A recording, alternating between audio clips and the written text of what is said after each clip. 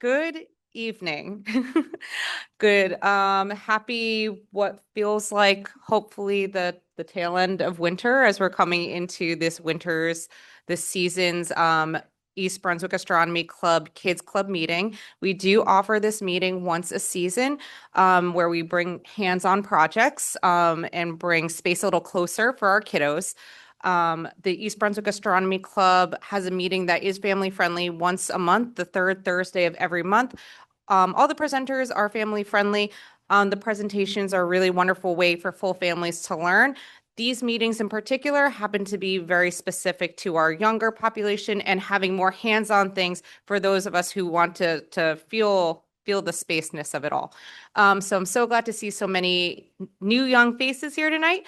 And we're very excited to be joined by Mind to Matter, which is a student-run nonprofit that focuses on STEM and bringing hands-on learning to youths. So without further ado, we are going to learn about planetary atmospheres from Mind to Matter. Thank you so much, Christy. Hi, everybody. We're Mind to Matter, and today we're going to talk about planetary atmospheres, or the different planets in the solar systems and the atmospheres that make them up. So first, can somebody tell me what they already know about planets? Just raise your hand. Anything that you know about the planets in our solar system? Yeah, that's right. We have planets in space in our solar system. So what actually is an atmosphere? So an atmosphere, every planet in our solar system has an atmosphere. And an atmosphere is like a layer of gases that surrounds a planet, like a blanket covering the outside. And the main parts of an atmosphere are going to be density, pressure, and we'll talk about those two things in the next slide, and weather. Because all of our planets in our solar systems have different kinds of weather, and it doesn't always look like the weather that we have here on Earth. And our atmospheres have two main purposes. There are two main things that these atmospheres do. That is protection from things like the sun's harmful rays and controlling the temperature by either trapping heat inside to make sure that the planet doesn't get too cold, or blocking too much heat from hitting the planet, making sure it doesn't get too hot. Two main things about atmospheres are that they have pressure, and pressure, you can think of it like the weight of the atmosphere. So all the gases around us, right? The air around us has weight. So the more atmosphere there is, the more air there is, and the more pressure there is. A factor for pressure is density, and density is how closely packed the air and gases are inside our atmosphere. So you can think of it as if there's more air in one space, then it has more weight and there's more pressure. Okay, and now we're going to walk through a few experiments so you guys can really see what these different atmospheres look like, how they're different, and what they actually do. So we have 4 stations set up in the back for each of the planets in our solar system. So what we're going to do is we're going to make 4 groups, and we're going to rotate through each of the tables so we can go through each of the planets. All right. Hi, everyone. So my name is Isaac Osoris. I'm the president of the club. Thank you all for coming for one of our kids' meetings. Up on the screen, we do have a couple QR codes. This is just our social media pages, whether it's Facebook or Instagram. That is really one of the best ways for you to keep updated and see what we're doing, whether it's events like this, our club meetings, which we hold here at the East Brunswick Public Library once a month, every third Thursday, or outreach events. And I'll go into that in a little bit as well. But we do post on Facebook and Instagram, so you know what's coming up. So follow us.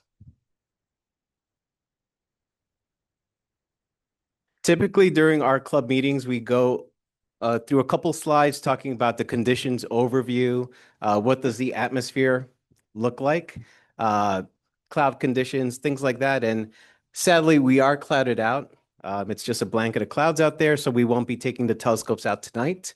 But we also do typically go over what Stellarium has in store in terms of what's up in the night sky at around this time if we were to go outside, if it were clear. And we like to go over, which direction should we face if we were looking for Saturn, Jupiter, the moon? What phase will the moon be in when we go outside if it's available when we do? And we like to include the things that you see on the slide up there in terms of when certain planets will be available for us to see with our telescopes. Granted, some of these won't come out until very late, maybe around midnight, but we won't be here at that time.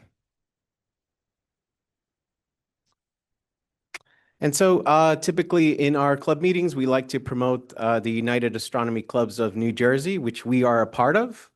And what they do during their off season, which is November through March, is do live streams on YouTube and I believe Twitch as well.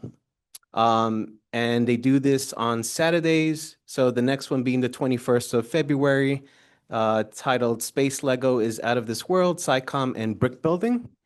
And then the one after on the 28th is a rerun. So it's a past presentation that they've held, but it'll be live streamed on their YouTube channel called An Unstable Fluid Universe. And of course, this is during their off season. Once April comes around, they hold weekly free public programs at Jenny Jump State Forest. I really do encourage everyone to go if you can. It's just nice to go. It's about an hour, 15 hour and a half away from here. But the benefit that you get from that is you really do drive northwest, sort of away from city lights. It won't be perfect. It won't be like going to Arizona and going to a proper dark site, but it is very nice on a clear night, just getting out of the car in the dark and being able to see just a blanket of stars that you just wouldn't be able to see here with the light pollution that we get. So highly, highly recommend. But until they come back and do live events at the location, you can always tune in on YouTube. And of course, I sort of mentioned this already. We are a part of UACNJ. And part of the benefit of being a part of UACNJ is that if you are interested in becoming an observer at the facility, they will train you. You do have to volunteer a couple times, but the benefit of that is you do get access to their property, to their telescopes once you do get signed off and trained on. So if that is something you're interested, just feel free to reach out. I can fill you in with a couple more details and sort of walk you through what that process looks like. But that is a benefit that the club, being a part of UACNJ, offers to you as well. All right. So in terms of upcoming events for the East Brunswick Astronomy Club, we have an outreach event this Monday. We will be going to the Monroe Township Library, where we'll be doing something called Sidewalk Astronomy. So has anyone been to one of our Sidewalk Astronomy events in the past? Couple? Yeah, so that's essentially what we do at the end of the presentation when we go outside and take the telescopes out. That's all it really is. But the nice thing is we get a nice group going and we get to see what there's to see, whether it's Saturn and its rings, Jupiter and a couple of its moons, our moon, and we'll be using a 10-inch Dobsonian telescope to do so. So if you're around, want to come by, since today didn't really work out, hopefully Monday's better, but there may be snow on the way. So check. We'll be checking the weather ahead of time, but hopefully we get to see something. And actually, we do have a rain cloud date of Wednesday, the 25th. So maybe a couple days removed from Monday. If we do get rained out, it'll be better. And then a couple folks were asking about our next astronomy club meeting. So as I said, every third Thursday of the month is when we meet here at the library, in which we're very grateful for them to host us. But our next one is actually a returning speaker. Sharifi Gassel will come back and talk to us in March. She has been an analog astronaut. Does anyone know what that is? Does anyone want to guess what an analog astronaut is?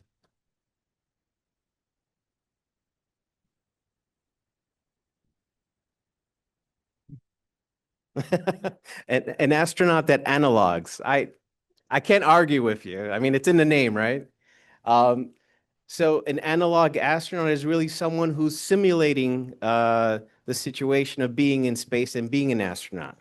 So Sharifi was actually on the High Seas mission, This was held in Hawaii, where they simulated being out in space. And so she'll be coming here to recap that one if you missed it, but she'll also be talking about the world's biggest analog, which was an event that just recently took place. So she'll be going through her experience on that one, what was involved, what they were simulating. But then she'll also end the presentation talking about Artemis 2 mission, which is very exciting.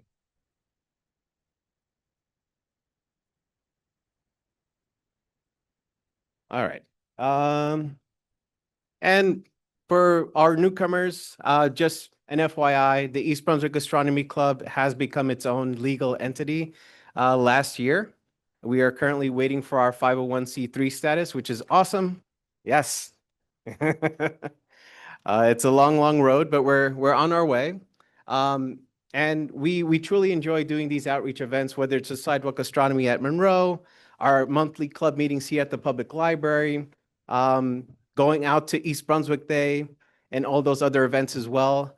But you know, there are costs to getting that legal entity going, applying for the 501c3. So if you are interested, let us know. Your support will mean the world to us. And you can always Zelle or Venmo or cash your check. But if you're interested, let us know. We're happy to talk to you about it. So typically this part of the presentation is just an open discussion. If someone's seen something cool with their telescope out in the night sky or an upcoming event that maybe the group should know about, this is where we typically discuss these things.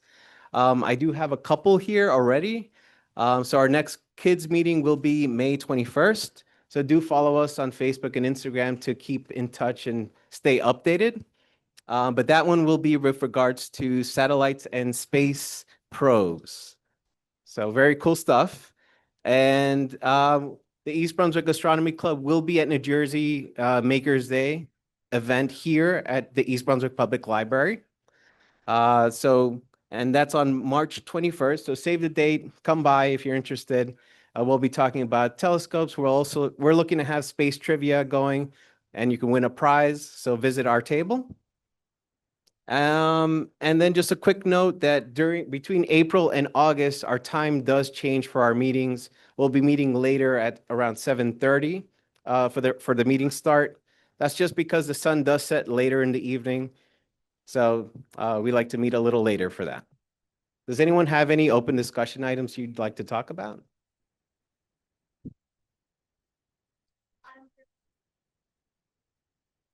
You're presenting on May 21st?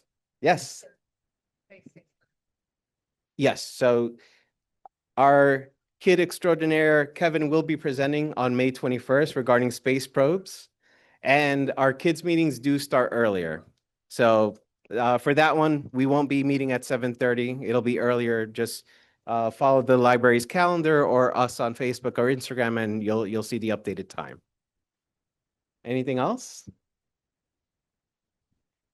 No? Oh. Hi, I just wanted to make one more announcement.